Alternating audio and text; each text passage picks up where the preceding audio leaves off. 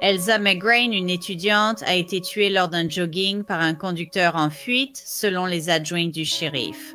Je vais expliquer comment les détectives disent avoir retrouvé le conducteur et ce que la famille et les amis d'Elsa McGrain disent sur leur perte.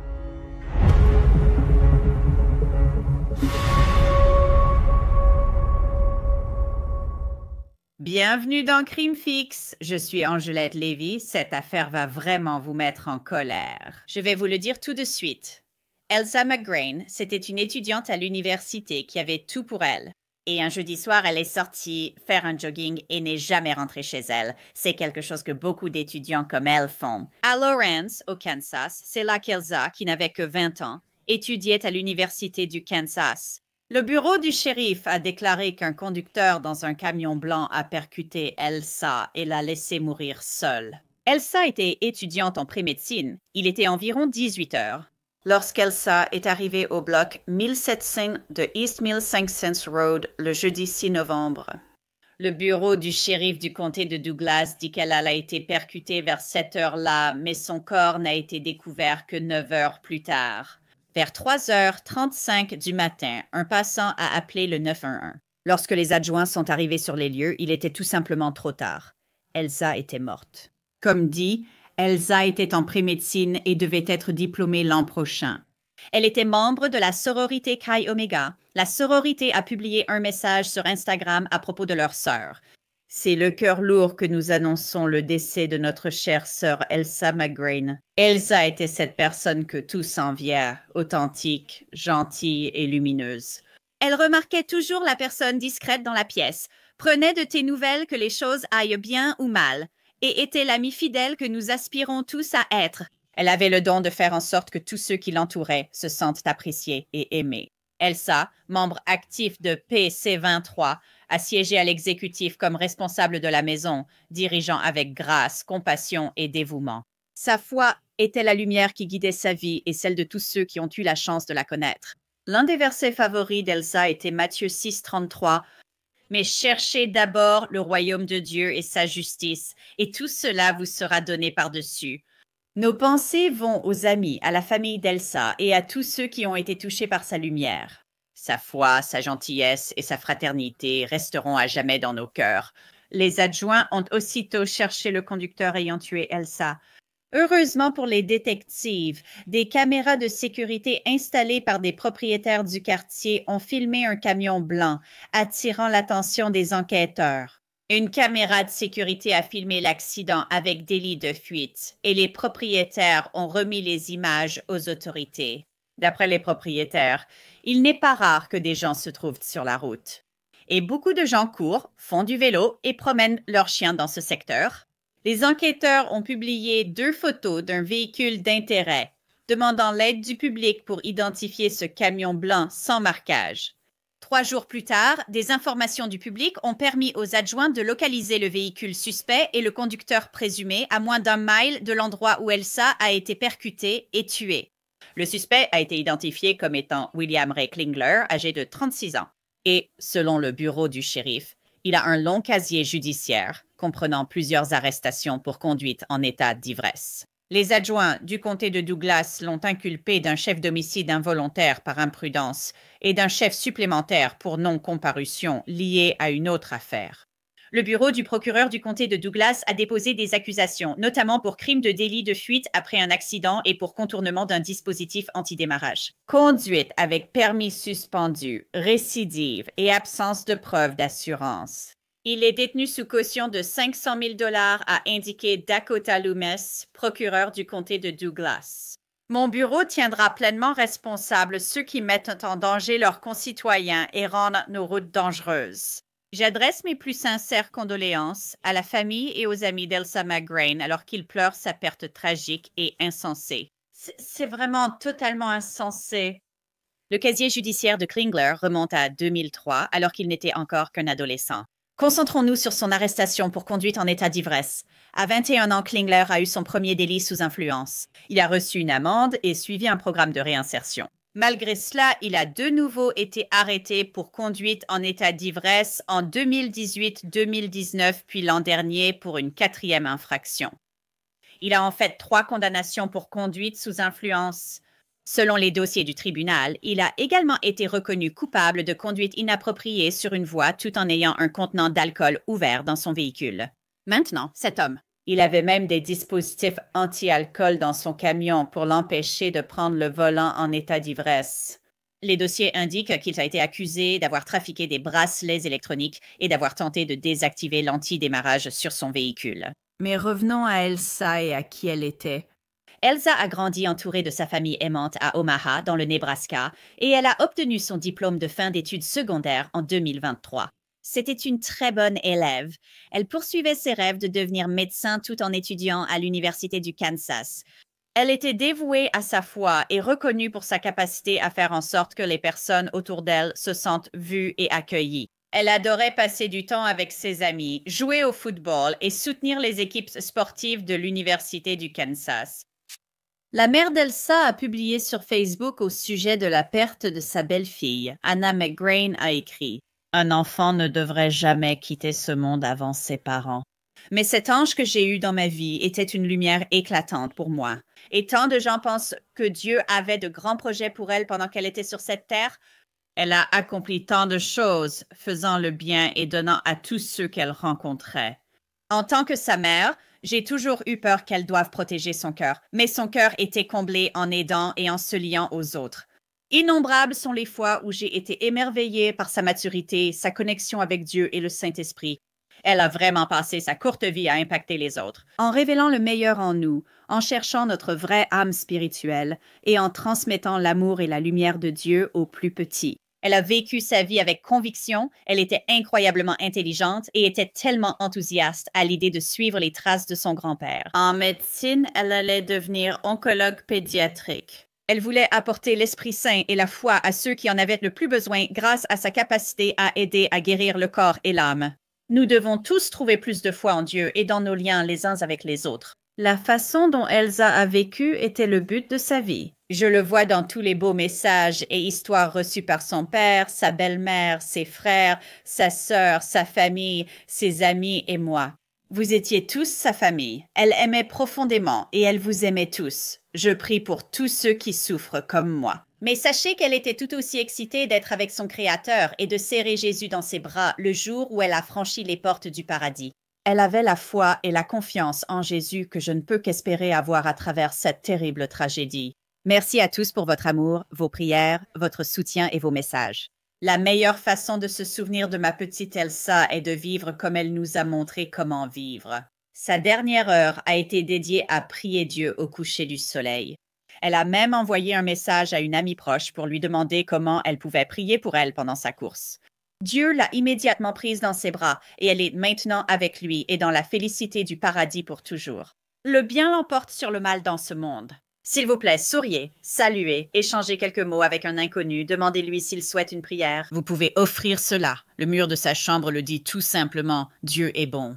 Donc, pour discuter de ce que je pense être une affaire vraiment horrible, je voudrais inviter Tom Smith. Il est l'animateur de l'émission Gold Shield sur YouTube. L'un des animateurs, Tom, tu es aussi un détective à la retraite spécialisé dans les homicides. Alors, moi, cette affaire, je suis tout simplement sidérée. Cette pauvre famille, celle d'Elsa McGrain, devrait célébrer leur fille. Et au lieu de ça, ils organisent des funérailles. Par où commencer? Quand on se retrouve avec une affaire comme celle-ci, une affaire d'homicide comme celle-ci, ça vous tombe dessus. Évidemment, ils ont interrogé le voisinage. Ils ont trouvé les images de vidéosurveillance, mais quand on les regarde, par où commencer avec ça? Oui, tu sais quoi? Et je veux juste répéter ce que tu as dit. C'est un événement horrible et tragique qui s'est produit. Tu sais, c'est une jeune fille, elle sort juste courir comme des millions de personnes le font chaque jour. Et puis ça arrive, ce qui est horrible. Mais malheureusement, c'est là que le crime se produit parfois. Pour commencer, il faut recueillir un maximum d'informations sur la victime. À quelle heure a-t-elle commencé à courir? Où est-elle allée courir et à quelle fréquence? Et essayer de dégager un schéma de son mode de vie, de ce qu'elle fait ce jour-là en particulier, puis travailler à partir de là. Mais tu as soulevé le meilleur point et le plus important dans la société d'aujourd'hui, la preuve par les vidéos. Tout le monde a une caméra quelque part, qu'il soit chez soi, à l'angle d'un magasin, dans sa voiture, peu importe où. Et c'est par là que tu commences à travailler dans le monde d'aujourd'hui. parce que c'est inestimable et c'est tellement vital car cela te permet de reconstituer une chronologie des événements. Et quand tu as une affaire d'homicide en cours, une chronologie est essentielle. Absolument essentiel. Et ces choses, je me demande ce qu'ils vont avoir, à part peut-être des images de vidéosurveillance qui pourraient pas fournir une chronologie. Tu sais, je pense à Elsa, c'est une jeune femme, elle a 20 ans, elle est coureuse. Donc je me dis qu'elle avait probablement un téléphone. Elle avait probablement peut-être une Apple Watch ou un Fitbit, peu importe, tu sais, un appareil qu'elle aurait pu avoir pour suivre sa course, peut-être. Et peut-être que ça va fournir beaucoup de données vraiment utiles aux enquêteurs. Qu'en penses-tu? Absolument, car comme je l'ai dit, cela pose les bases et marque le début de la chronologie. Lorsque cette jeune fille quitte sa maison, tout commence. Ensuite, tu fais correspondre les éléments une fois que tu as un suspect, ce qui est leur cas. Et une fois que tu as ça, tu le compares Biden avec ces informations, il est comme sur une montre ou son téléphone. Et tu regardes où ces deux éléments se croisent. Et c'est une preuve accablante dans une affaire comme celle-ci. Ce qui m'horrifie vraiment dans cette affaire, au-delà du fait que, tu sais, quelqu'un puisse renverser quelqu'un et continuer sa route, c'est le fait qu'on ne sait pas si Elsa, tu sais, je me dis qu'elle aurait peut-être pu être sauvée ou aidée. On ne sait pas. Il y a beaucoup de choses qu'on ne sait pas sur cette affaire, mais peut-être qu'elle a été percutée et qu'on l'a retrouvée quelque part des heures et des heures plus tard. Mais si quelqu'un s'était arrêté pour l'aider, la personne qui l'a percutée, on ne sait pas. Si elle avait pu être sauvée, elle aurait pu vivre, mais aussi rester allongée à souffrir longtemps. Absolument, c'est ça l'horreur. On sait qu'on a percuté quelqu'un et on continue. Et ils ont juste l'audace de laisser un être humain souffrir et mourir. Dans ce cas, c'est incroyable d'y penser. Quelqu'un ferait ça et tout ce qu'il aurait fallu faire, c'était de s'arrêter et d'appeler le 911, c'est tout. Tu sais, ah, tu veux t'en aller et juste être ce type-là. Très bien, appelle le 911 d'abord et aide-la. Mais tu vas finir par te faire attraper de toute façon. Mais rien que l'idée de laisser quelqu'un là, alors que je pense que t'as raison, tu sais, elle aurait pu être sauvée et aurait pu avoir, tu vois, qu'on lui ait apporté une sorte de premier secours pour l'empêcher de mourir, c'est probablement un très bon résultat dans cette histoire. Et peut-être que personne ne l'a vue à cause de l'heure de la journée. À ce moment-là, l'heure avait changé avec le passage à l'heure d'hiver. On avait reculé d'une heure. Donc, il faisait nuit à cette heure-là le soir. Et donc, elle était dehors en train de courir.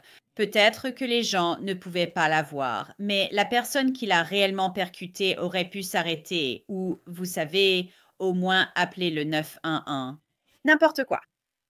Je veux dire, c'est justement ça qui me dégoûte autant. Le bureau du shérif du comté de Douglas, quand ils retrouvent ce suspect pour la première fois, ils disent que William Klingler est le type. Ils l'inculpent d'homicide involontaire, et tu sais, c'est juste l'accusation qu'ils retiennent contre lui pour l'arrêter. C'est finalement au procureur du district de décider de l'accusation qu'il va déposer et des preuves qu'il estime avoir pour poursuivre les charges à ce moment-là. Pour l'instant, ils ont ce manquement, tu sais, ne pas avoir signalé un accident ou avoir quitté les lieux d'un accident mortel. Je devrais préciser, c'est l'accusation qu'ils ont déposée. Alors, tu penses que la raison, et c'est ce que je me dis au moins, mais tu penses qu'ils n'ont pas encore déposé un autre type d'accusation liée à la mort à ce stade, parce qu'ils veulent construire le dossier ou ils veulent recueillir des preuves supplémentaires et attendre que d'autres éléments reviennent avant d'aller de l'avant avec quelque chose. Peut-être qu'il s'agit d'une accusation d'homicide un peu plus grave. Oui, et cela arrive assez souvent. Vous savez, certaines personnes pensent que parce que vous avez arrêté la personne ou que le procureur commence le processus de justice pénale avec des audiences et tout ça, l'enquête s'arrête, mais ce n'est pas le cas. Ah, elle continue. Vous recueillez des informations, vous obtenez des déclarations de témoins, vous rassemblez toutes les preuves techniques et technologiques, vous savez, pour renforcer votre dossier. Et s'il y a quelque chose à ajouter comme chef d'accusation ou pour alourdir les charges, cela sera fait. J'ai été un peu surpris que ce ne soit pas simplement un homicide involontaire. Comme c'est défini notamment au Kansas, c'est très proche de New York. Il s'agit simplement de causer la mort de quelqu'un accidentellement. ou, vous savez, l'influence de l'accusation de conduite en état d'ivresse pour laquelle cette personne a un très long passé, vous voyez. Donc, j'ai été un peu surpris que ce ne soit pas l'accusation principale, mais ils peuvent toujours ajouter cela avec des preuves supplémentaires qu'ils vont pouvoir recueillir. Vous savez, une autre accusation à laquelle il fait face en ce moment, c'est d'avoir contourné un dispositif anti-démarrage. Vous n'avez qu'un dispositif anti-démarrage, et c'est là que vous devez essentiellement souffler dans un appareil pour prouver que vous n'êtes pas en état d'ivresse ou que vous n'avez pas d'alcool dans votre organisme ou sur votre haleine, afin de pouvoir démarrer votre voiture. Vous n'avez cela que si vous êtes en probation ou que vous purgez une peine ou autre dans le cadre de votre condamnation pour une conduite en état d'ivresse. Vous savez, une condamnation pour conduite en état d'ivresse. Et donc, il a cela, et donc on l'accuse d'avoir contourné cette obligation. Donc, ce type a un problème. Il est innocent jusqu'à preuve du contraire, bien sûr, mais ce type a un problème avec l'alcool.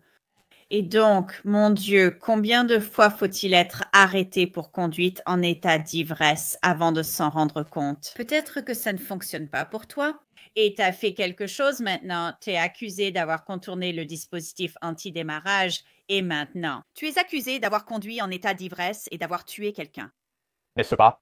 Tu sais, à un moment donné, on pourrait croire que quelqu'un aurait dit en audience « Votre honneur, tôt ou tard, cette personne va tuer quelqu'un. » On pourrait penser que quelqu'un aurait dit ça et que ça aurait eu du sens pour quelqu'un parce que c'est exactement ce qui s'est passé. Ça arrive tout le temps, pas seulement dans cette affaire, mais dans combien d'autres affaires que nous avons. Agression, agression, agression, agression. Et les juges continuent d'entendre que cette personne va finir par tuer quelqu'un. Ils le font, c'est comme ça, les criminels restent des criminels. Vous savez, il aurait peut-être juste pensé à contourner le système d'allumage, mais ça reste un mauvais gars qui sort maintenant sous influence. Cela reste à prouver. Ensuite, il met fin à la vie de cette jeune fille. Pourquoi? À cause de ses propres actes. Et il a pu faire cela à cause du système de justice pénale. Et il est également accusé de conduite avec un permis suspendu pour genre une récidive. Donc, vous savez, cette pauvre famille, je veux dire la famille d'Elsa McGrain, je ne peux pas imaginer être à leur place. Je ne sais pas ce qu'on fait, parce que genre, on peut faire toutes les lois du monde qu'on veut. Il y aura toujours des gens qui feront des choses comme ça. Je veux dire, c'est tellement triste, Tom. Oui, c'est très triste. Et tu sais beaucoup de tout ça. La famille est parfois oubliée dans ces histoires parce que tout le monde se concentre uniquement sur le méchant et la victime. Mais cette victime a une famille qui l'aimait et elle était tellement pleine de vie. Par tous les reportages et interviews réalisés, c'est tellement triste. Mais vous savez, on continue de le voir sans cesse. Mais celle-ci en particulier, vous savez, a touché un peu plus fort, encore une fois. Simplement innocent, sans rien faire de mal et plein de vie. Et il voulait juste aller courir, faire un jogging, rester en forme et être en bonne santé. Et voilà le résultat. Oui, c'est déchirant. Donc, si vous aviez une boule de cristal, pensez-vous que d'autres chefs d'accusation seront ajoutés devant le grand jury? Aucun doute là-dessus. Encore une fois, je n'ai pas de boule de cristal. Mais je serais choqué s'il n'était de pas ajouté, simplement à cause de la nature de l'affaire, de ce qu'elle implique. Le pur mépris pour la vie humaine et le fait de ne pas assumer ses propres actes, de ne pas être tenu responsable de ses actions, je pense que cela devrait aussi jouer un rôle ici. Mais je serais vraiment très surpris si l'accusation d'homicide involontaire n'était pas ajoutée. Je serais curieuse de voir s'ils ont des témoins connaissant cet homme. Et Klingler, qui se manifestent et disent « Oui, je l'ai vu après que cela soit arrivé » ou « Oui, il m'a dit ceci après que cela soit arrivé » ou quelque chose dans ce genre.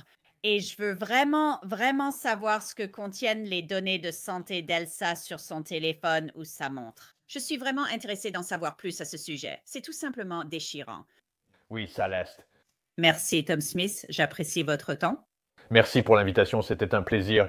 Et malgré l'arrestation, le bureau du shérif recherche toujours des informations. Le shérif l'a publié sur Facebook. Comme déjà indiqué, le bureau du shérif a reçu de nombreux témoignages du public sur l'accident mortel avec délit de fuite ayant coûté la vie à Elsa McGrain, 20 ans alors qu'elle courait près de Lawrence le soir du 6 novembre. Ces informations ont grandement aidé les détectives et adjoints à avancer dans l'enquête, localisant le conducteur présumé et procédant à une arrestation dimanche soir. tandis que les détectives recueillent encore des détails sur l'accident. À ce stade de l'enquête, la Direction générale de la sécurité opérationnelle recherche d'autres témoins potentiels et demande à toute personne qui circulait dans le bloc 1700 de East 1500 Road entre 18h et 18h30 le soir du jeudi 6 novembre de bien vouloir contacter la lieutenante des enquêtes Rita Fulton Mays au 785 847 1144. Ce tronçon de East 1500 Road prolongeant North 7e Street est situé au sud de l'États-Unis, 2440 près de l'aéroport régional de Lawrence. Le Pine Landscape Center, au 1783 East 1500 Road, est aussi sur cette route. Seul le bureau du procureur du comté de Douglas communiquera d'autres informations sur les accusations ou l'affaire. Et c'est tout pour cet épisode de Crime Fix. Je suis Angelette Lévy. Merci beaucoup d'avoir été avec moi. Nous suivrons cette affaire et je vous retrouve ici la prochaine fois.